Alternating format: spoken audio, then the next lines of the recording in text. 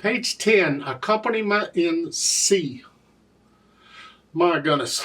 Well, we got some things to cover here.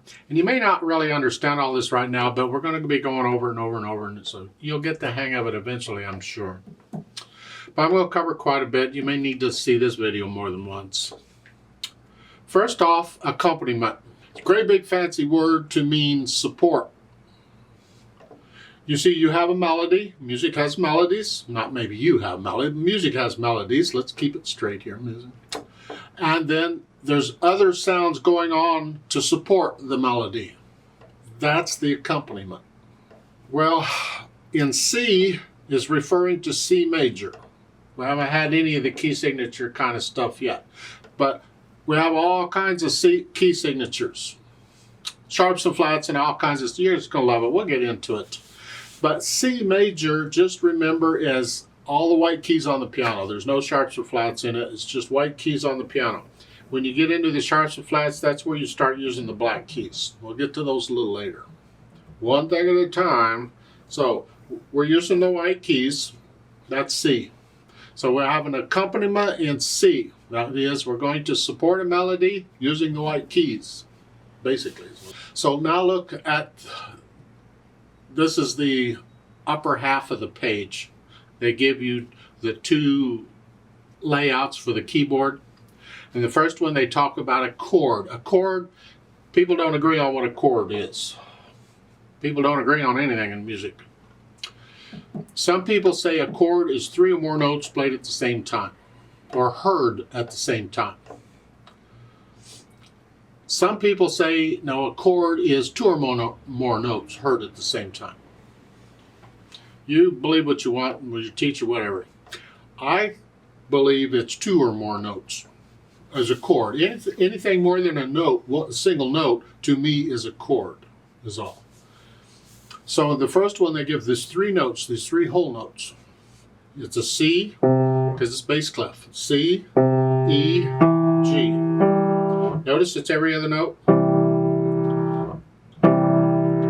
When you play them, put your hand in that position and you lower the whole hand. Don't try and hold the hand still and use the fingers. Doesn't work. You should do it in both hands. They're just showing you a bass clef, but it could be treble clef too. Just pretend you do it in both hands. Try and get them down at the same time. You have to listen very carefully. I'm not very good at it. But in the second one, there's just 2 whole notes. There's an F and a G. They can't stack them up on each other because there isn't room. So they have to offset them a little bit. But you still play them at the same time. They're touching. So they're here. Now,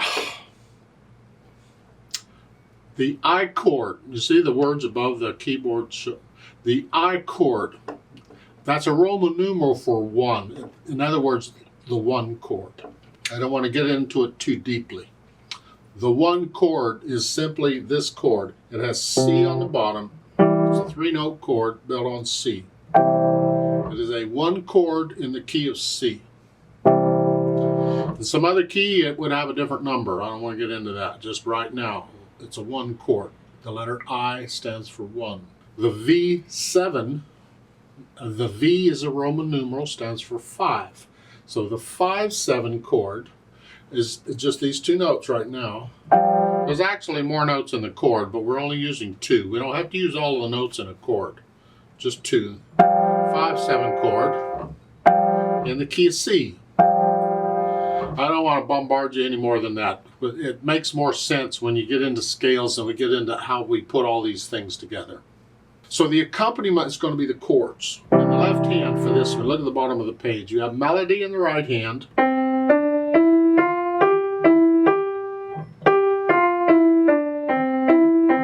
That's the melody. The accompaniment is this stuff that supports it. It provides harmony. So there.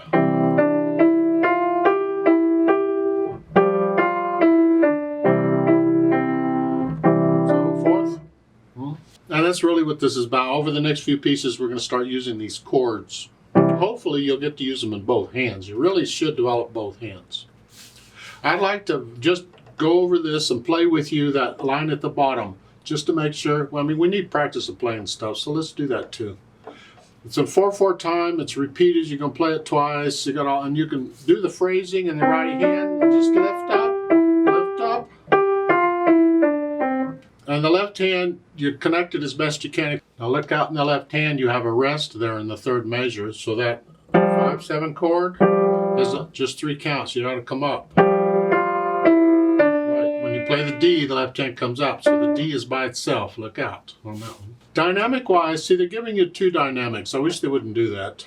You need 1 dynamic in the middle of the staff there, and you have to know how to apply it. It goes to the melody. Everything else to be softer. All the accompaniment has to be softer than the melody. We want to hear the melody. The melody rules. The melody is what we're here for. So you're going to play the right hand loud, and you play the left hand soft at the same time. That takes practice, because we want to do the same thing in both hands, but now I got to go loud here and soft here, gentle. Oh. So you can work on that. Now during the play with me, I don't do the dynamics, I just play the thing, that's it. So I'm going to give us 4 counts. So let's just go over this to make sure you have the right notes and rhythms. I'm not doing dynamics. 1, 2, ready, go.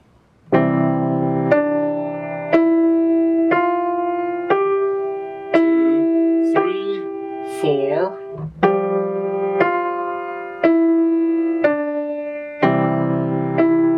3, repeat.